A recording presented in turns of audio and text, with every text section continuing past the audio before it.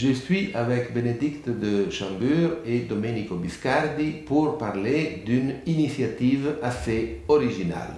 Il s'agit du club Criollo, ou Criollo en italien.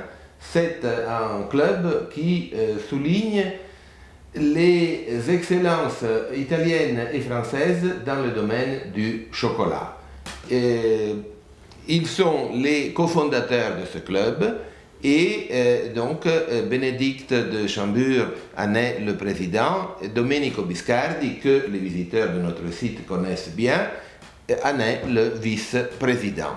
Je dois dire que pour moi, qui suis d'origine suisse de la part de mon père, le fait qu'on consacre une attention aussi appuyée sur le chocolat italien et français est très intéressant et même un peu étonnant, du moment que dans l'opinion générale, la Suisse serait la véritable patrie du meilleur chocolat. Mais nous sommes là pour démentir cette renommée et pour souligner les qualités du chocolat français, du chocolat italien. Mais d'abord, Bénédicte, comment est né votre intérêt pour l'Italie, non seulement pour la gastronomie italienne et pour le chocolat italien, mais plus en général pour ce pays?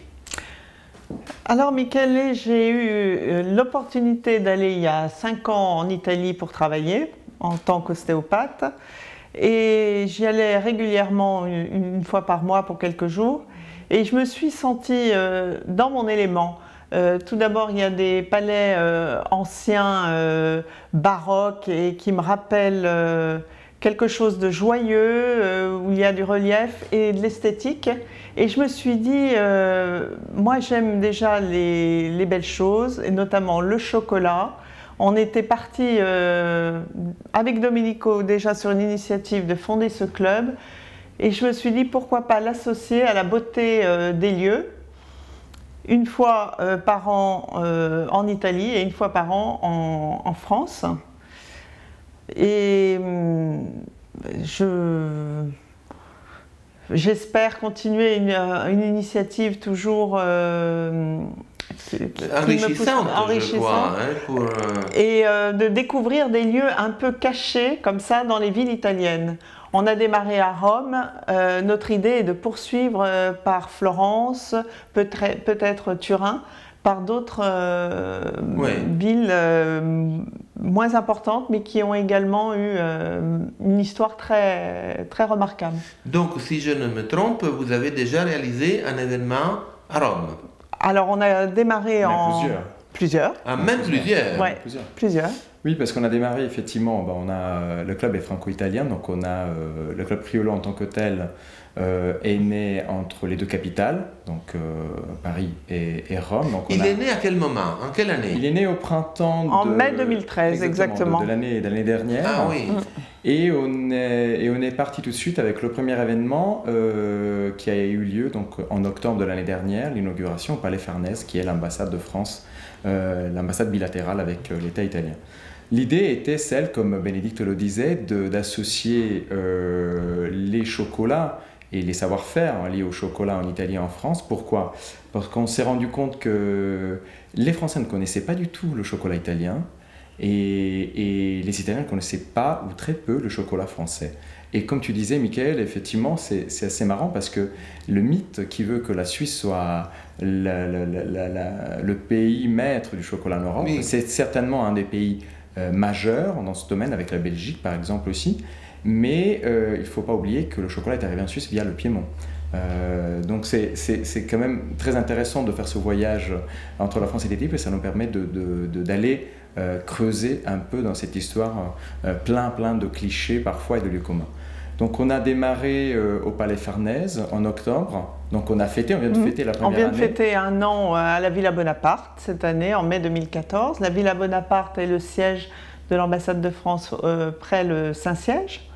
En présence donc de l'ambassadeur et d'un prêtre remarquable qui a su parler du chocolat a fait le lien direct entre la religion et le chocolat, et même le plaisir que peut procurer le chocolat, ce qui est assez original pour un prêtre. C'est-à-dire que le chocolat nous rapproche de Dieu. Exactement. Selon Don Marco, qui est... C'est un prêtre qui le dit. Oui, qui est prêtre de notre association, qui est présent depuis le Palais Farnèse. Pour lui, il a retrouvé une partie de Dieu dans le chocolat, dans le savoir-faire exceptionnel des chocolatiers. Oui. Et il nous a bénis, il a béni notamment le club pour une longévité dans le temps, mais aussi les membres qui étaient là, ainsi que les chocolatiers et le chocolat. Mais le chocolat était toujours lié d'ailleurs au monde sacré. Il faut, au Mexique, les Aztèques et les Mayas, Moctezuma par exemple, au moment de l'arrivée de Cortés, donc des conquérants espagnols, c'était lui qui consommait le plus de chocolat, c'était consacré. Il y avait tout un côté sacré qui enveloppait cette boisson. À l'époque, c'était qu'une boisson. Et donc pour nous, ça a été un lien très ambitieux. D'ailleurs, on était à l'ambassade auprès du Saint-Siège, donc on a fait ce lien via la religion catholique qui est à Rome, trouve son siège principal, et ça a été avec une vision charnelle liée au plaisir.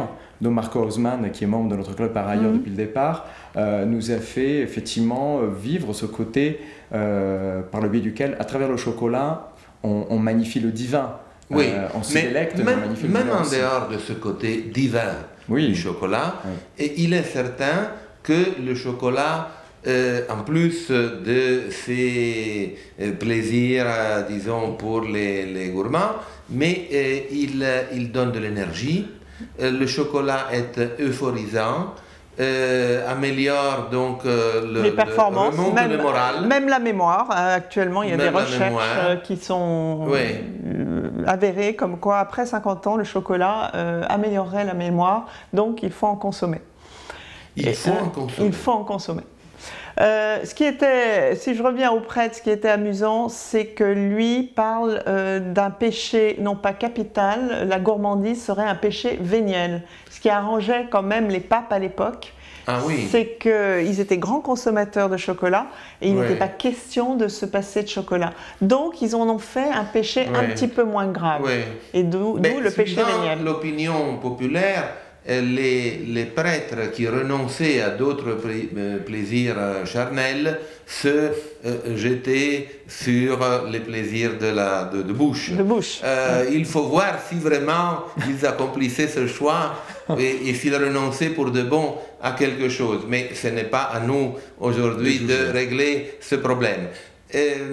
Par contre, j'aimerais savoir quelque chose sur vos événements français, parce que jusqu'à présent, vous avez parlé du Palais Farnèse, vous avez parlé de l'ambassade de France auprès du Saint-Siège. Mais en France aussi, vous avez réalisé des événements. Bien sûr, la double nature du club est à la fois par la double nationalité des chocolatiers et des pâtissiers de renom qui participent à nos événements en travaillant le chocolat, et puis par les endroits qui accueillent nos événements. Donc à la fois on a démarré, c'est vrai, par Rome, qui est la ville qui nous accueille le plus souvent pour l'instant, mais Paris est tout autant important, la France en général, comme l'Italie en général. Donc on a eu un événement parisien en mars de cette année à l'Institut italien de culture, qui a vu se recueillir effectivement le Gotha aussi des pâtissiers chocolatiers italiens avec nos membres, des journalistes, parce que le parterre qui participe à nos événements, c'est un nombre, les séances du club sont réservées aux membres du club, aux journalistes, à des invités du monde de l'alimentation et à des curieux aussi qui veulent éventuellement rentrer, faire part de ce monde et connaître un peu plus le sujet. A eu lieu donc à l'Institut culturel italien, c'était un moment formidable parce que c'était pour nous le baptême parisien, le baptême français. Quelque part, on était invités dans cet endroit extrêmement beau qui est l'Institut culturel italien. Qui est l'hôtel de Gallifet, comme vous le savez, qui avait été la résidence de Talleyrand, entre autres. Et de son fameux cuisinier, Antonin Carême. Donc le chef de roi est le roi des chefs, qui a eu une histoire très particulière parce qu'Antonin Carême a été utilisé par Talleyrand comme instrument de séduction des puissances étrangères via la gastronomie. Et via la pâtisserie notamment, parce que Carême était un pâtissier de premier ordre. Donc pour nous, c'était un endroit symbolique, à la fois de l'union de l'Italie et la France, avec ce passé gastronomique très important. Et on a eu de noms extraordinaires. On a eu Pascal Legac, on a eu Domori pour l'Italie, on a eu Biasetto, qui est le champion du monde de pâtisserie en 97 à Lyon. Franck Questener, qui est un Français.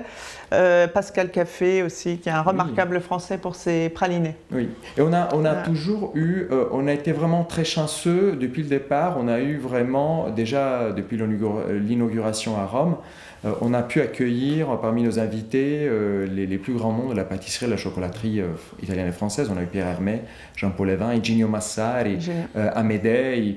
On a été vraiment depuis le départ, on a su susciter l'intérêt des spécialistes de la matière, en fait, des plus grands, comme des moins connus, mais tout autant capables. Je dirais tout de même qu'en Italie, les pâtissiers sont plus en avant que les chocolatiers aujourd'hui, et c'est regrettable. Dans l'avenir, nous souhaiterions faire un guide justement des chocolatiers en Italie, ce qui n'existe pas encore. Souvent, ils se retranchent derrière l'image du pâtissier alors qu'ils ont développé déjà l'aspect du chocolat. Et même, je dirais, depuis 10 ans, il y a des nouveaux chocolatiers en Italie qui émergent, qui font leur chocolat depuis la fève de cacao jusqu'au produit fini, ce qu'on appelle le bean to bar. Ils le font beaucoup plus volontiers que les Français. Ils ont inventé des machines pour faire eux-mêmes leurs pâtes. Ils sont beaucoup plus pionniers, je dirais, que les Français qui, à 95% prennent une pâte de chocolat excellente, mais déjà très équilibrée, et font leurs produits jusqu'à la fin, rajoutent ce qu'il faut et en font des merveilles aussi. Mais l'italien est plus pionnier dans la mesure où il travaille avant la fève de chocolat jusqu'à la pâte de chocolat. Très radicale l'approche italienne, je dirais. Ouais. Depuis ce qu'on a observé, c'est très intéressant parce que à travers le chocolat et le goût sucré aussi, et les pâtisseries à base de chocolat, on arrive à découvrir les cultures différentes du goût qui existent en France et en Italie. Et pour l'Italie, je parlerai davantage des cultures du goût, parce que c'est un pays très divisé, avec des cultures très différentes. La France régionale. La France aussi l'est, mais avec une histoire aussi de centralisation administrative et aussi du goût et des attitudes. Donc on arrive à voir, via le chocolat, via la pâtisserie, toutes ces histoires faites de facettes très différentes. Et puis les personnalités de chaque chocolatier, de chaque pâtissier. C'est vraiment un voyage formidable. Oui, donc un club, le club Criollo. Oui. Criollo ou Criollo, un club qui s'occupe de haute gastronomie chocolatière, mais sans oublier la spéculation philosophique sur les relations entre le chocolat et la religion, le chocolat et la politique même. Toujours de manière ludique. On fait ça avec le plaisir. Oui, avec beaucoup d'humour quand même. Oui. L'intervention du prêtre, par exemple, lors de la bénédiction, a été la bienvenue. Aucune personne ne s'est offusquée de cette intervention. Ça a été proposé à la fin d'une dégustation et finalement, 100% des gens qui étaient là sont restés. Donc, je crois que ça a plu. Cette façon d'approcher comme ça le chocolat et la religion, d'unir deux choses qui me paraissent essentielles à Rome, parce que pour moi, ce que j'ai aimé à Rome, c'est la présence religieuse. À chaque coin de rue, on voit des séminaristes, des sœurs, des gens qui sont habillés comme autrefois et qui font partie du mouvement quotidien. Et ça ne choque pas. À Paris, on ne pourrait absolument pas retraduire ça. Et du coup, ça m'a semblé utile que même au sein des plaisirs du chocolat, le religieux soit là comme il est là dans le quotidien. Parce que la religion est intégrée à la vie quotidienne. Exactement. Cela fait partie du charme de la ville de Rome, qui est plus propre à Rome. Je voudrais vous poser une dernière question, c'est-à-dire comment fait-on pour adhérer au club Criollo? Alors tout d'abord, donc le club qui a mis au point pour l'instant soit une page Facebook Club Criollo, soit un site internet www.clubcriollo.com. Répétez. www.clubcriollo.com. Oui. Il est possible donc de suivre notre actualité, nos événements. Il y a des photos, il y a des vidéos aussi qui sont réalisées à chaque fois, nos partenaires. Et aussi avoir les modalités d'adhésion à notre club. Donc adhérer au Club Criollo, ça veut dire adhérer à des moments de rencontre entre deux cultures. Donc il faut être curieux. Il ne faut pas être forcément spécialiste du domaine de la nourriture. On accueille au sein de notre club des personnes qui viennent d'horizons très différents. Il faut être curieux et prêt à voyager entre les deux. Rome, Paris, mais bien sûr d'autres villes, comme Bénédicte le rappelait tout à l'heure, parce que c'est deux pays qui ont des villes magnifiques et il ne faut pas s'arrêter qu'aux capitales. Et il faut être curieux aux échanges gastronomiques, artistiques, culturels, tout azimut. Et nous soutenir non seulement via l'adhésion, bien évidemment, parce qu'il y a des cotisations qui soutiennent nos activités tout le long de l'année, mais aussi nous solliciter, nous donner des idées. C'est un club participatif où le rapport entre les membres du club et nous qui en sommes le fondateur est direct et constant pendant toute l'année. Voilà, donc merci beaucoup, merci Bénédicte de Chambure et merci à notre cher ami Domenico Biscardi. Grazie Michele.